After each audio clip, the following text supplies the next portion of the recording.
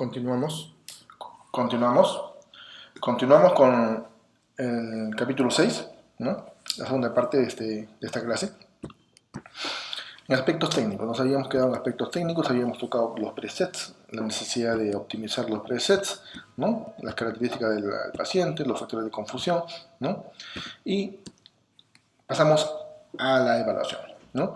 Colocamos el traductor de un modo perpendicular, ¿no? De inicio a hacer barridos de arriba hacia abajo o de derecha a izquierda para visualizar las arterias umbilicales o en realidad el cordón umbilical, ¿no? Los podemos ver en 2D, como vemos ahí en las imágenes, 2D. Identificar el asa libre en 2D, darle un zoom adecuado, ¿no? Y luego colocar la ventana de color. De inicio la ventana de color es un tanto amplia, a no ser que usted optimice en su preset, ¿no? Y de inicio también los PRFs están ligeramente medios, abajos, ¿no? En este modo vemos el modo color, vemos que hay aliasing, ¿no? ¿Qué hacemos en ese momento? Aumentar el PRF, ¿no? Aumentar el límite de Nyquist. Desaparecemos el aliasing. Luego que desaparecemos el aliasing, vamos a darle también una disminución de la ventana de color, restringirnos solamente al vaso que debemos evaluar, la arteria umbilical. En ese momento vemos que la arteria umbilical tiene color azul porque se aleja del transductor, ¿no? Eso lo podemos invertir o lo podemos dejar en ese mismo sentido. No hay ningún problema en medir en una imagen con las ondas hacia abajo de la línea de base. Activamos el pulsado, el PW, determinamos el volumen de muestra de 2 a 3 milímetros de acuerdo al tamaño del vaso y regresamos el Enter para que se muestren las ondas de velocidad de flujo. Ajustamos la línea de base, la subimos o la bajamos dependiendo de qué rango de velocidades queramos usar, las anteriores hacia arriba y las inversas hacia abajo, ¿no? Simplemente para visualizar la onda, ¿no? Sobre o debajo de la línea de base. El filtro de 60-70, ¿no? Vemos ahí en la imagen, ¿no? Un filtro de 60 dice acá, y velocidad de barrido a 3 a 5 ondas, una velocidad de barrido entre 60 a 100 milímetros por segundo, ¿no? Que nos permite visualizar unas 5, 6, 7 ondas. La cerebral media requiere un poco más, ¿no? Pero en general que se permita la medición de al menos 3 ondas, ¿no? Les decíamos la vez pasada que la frecuencia cardíaca impacta disminuyendo. Conforme disminuye la frecuencia cardíaca, disminuye la diástole, ¿no? Y eso aumenta la pulsatilidad. Vean cuál es la evolución del 170 latidos por minuto hasta 111 latidos por minuto en relación a la diástole. Y eso aumenta la pulsatilidad, l'IR, la sístole diástole, aumenta la resistencia. En la imagen izquierda inferior, 131 latidos por minuto con un IP de 1.42 y en el lado derecho IP de 0.94 con una frecuencia cardíaca de 145 por minuto. ¿Qué vemos en este momento? ¿No? Que ante frecuencias cardíacas normales, ¿no? Hay valores de pulsatilidad diferentes, ¿no? Hay que tener en cuenta también las variaciones latido a latido, ¿no? Vemos acá el IP que está corriendo 0.79, 0.80, 0.89, 0.84, ¿no? Y vean los cambios de frecuencia cardíaca, 154, 151, 153, 157, ¿no? Es decir, hay variación de onda a onda y variación por tanto influida por el latido cardíaco fetal o el materno en las arterias uterinas, por ejemplo. Por eso que la recomendación es medir al menos 3 ondas, promediarlas para evitar esa variabilidad latido a latido o onda a onda. Y los valores en las ondas que son significativamente normales, con pulsatilidades alrededor del promedio, esto no tiene efecto, no tiene impacto, ¿no?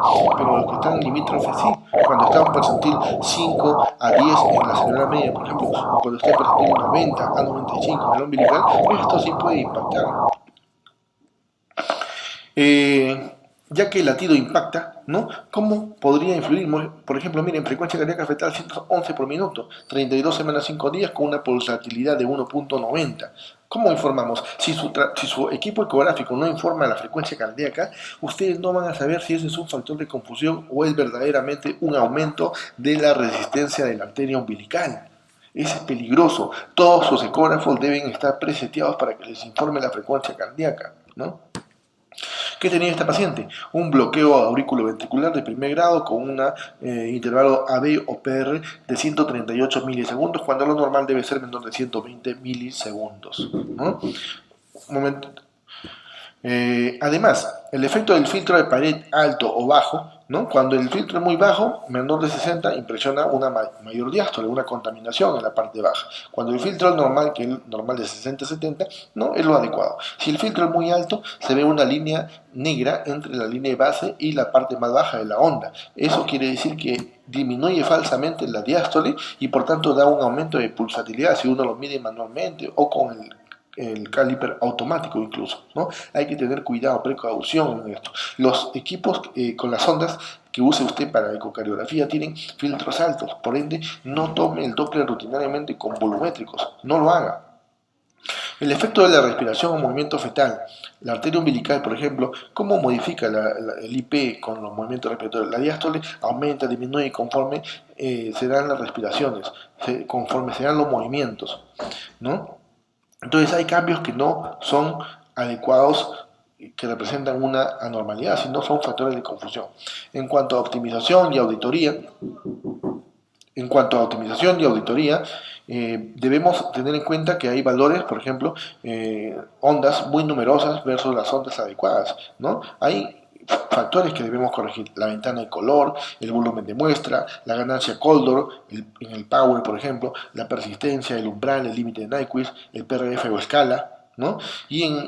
Además, línea de base, filtro de pared, ángulo de insonación, ganancia espectral, rango dinámico, velocidad de barrido, frecuencia de sonda.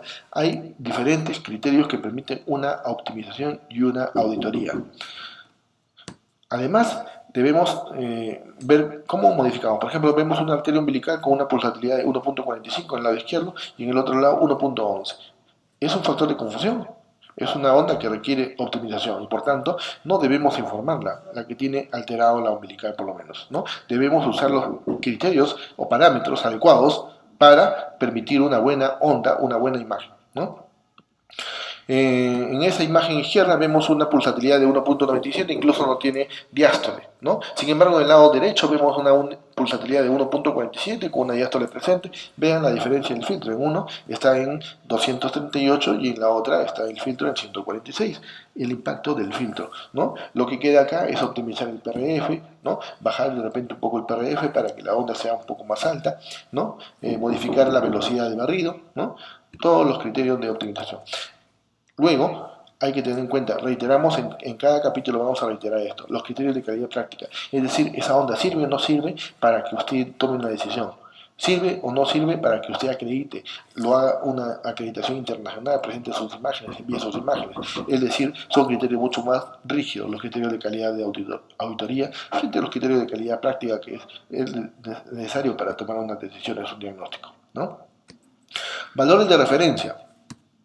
En cuanto a valores de referencia, debemos conocer que no hay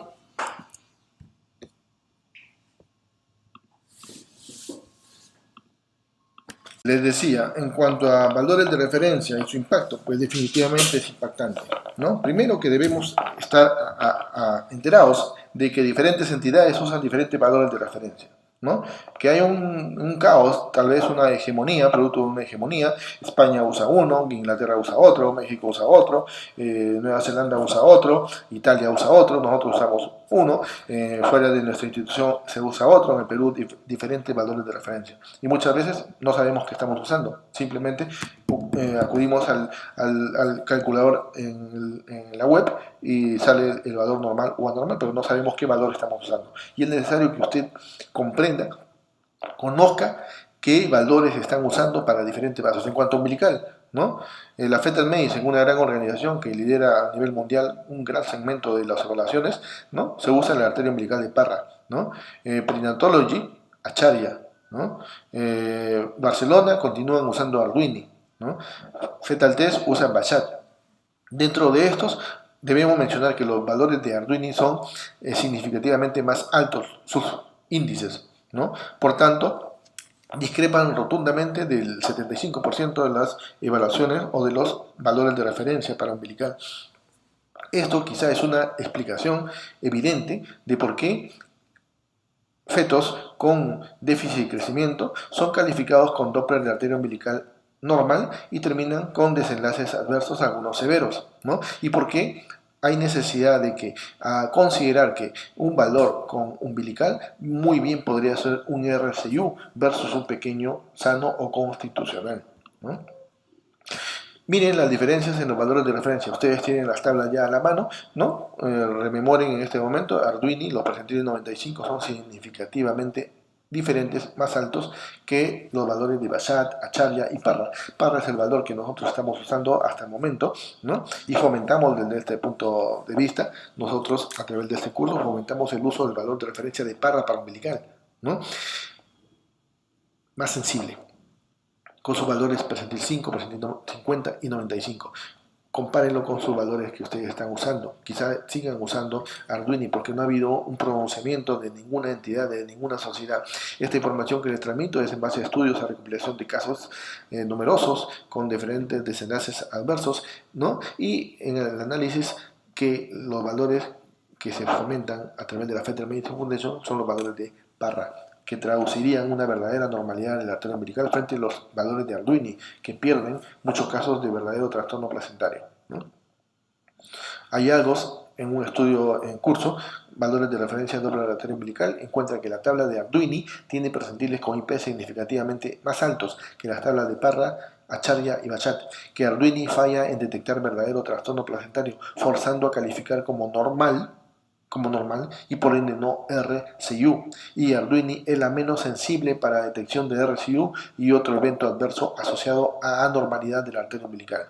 Una explicación de los valores diferentes significativamente más altos es que los filtros eran un poco más altos en esas épocas, a diferencia de ahora que los filtros son más bajos y permiten captar una buena diástole, ¿no? Por tanto las pulsatilidades son menores, ¿no? Además los criterios metodológicos, ¿no?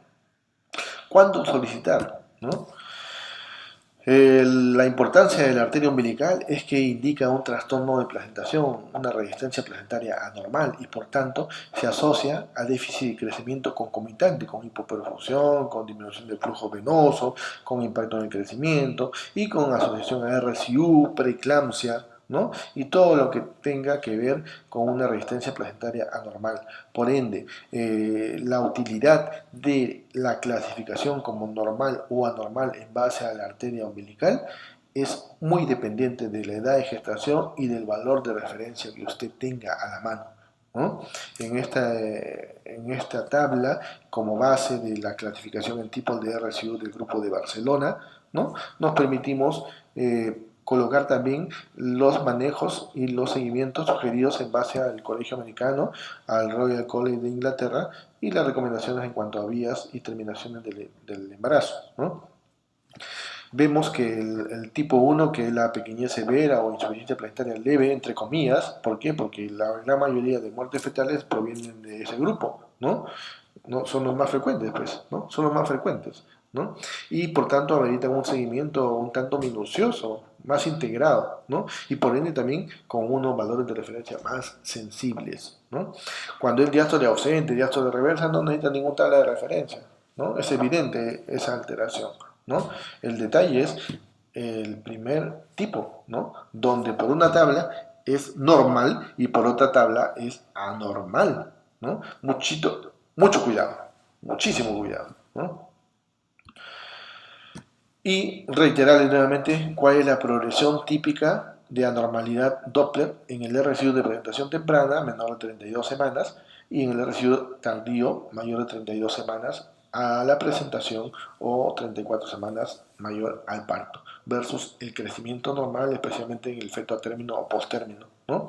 Donde los únicos indicadores en el término, post-término, de peso normal, crecimiento normal, sin insuficiencia planetaria crónica, sin cambios obstructivos significativos, es pues la protección cerebral, ¿no? Y posteriormente la derivación de mayor flujo cerebral a través del istmo aórtico, el istmo aórtico reverso, antes de que se dé el daño final, acidemia o muerte, ¿no? Versus a la presentación temprana, ¿no? Tener en cuenta esto siempre, siempre pensar en este tipo de evaluaciones Doppler, ¿no? Así, Hay algunos puntos que vamos a ir tocando en las conversaciones en el chat, ¿no?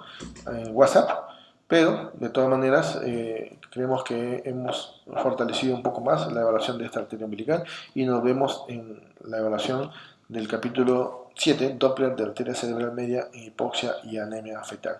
Muchísimas gracias.